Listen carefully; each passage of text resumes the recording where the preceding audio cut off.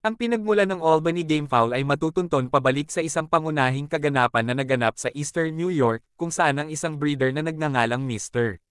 Hatch ay ninakaw ang tatlo sa kanyang mga manok mula sa kanyang shipping coops.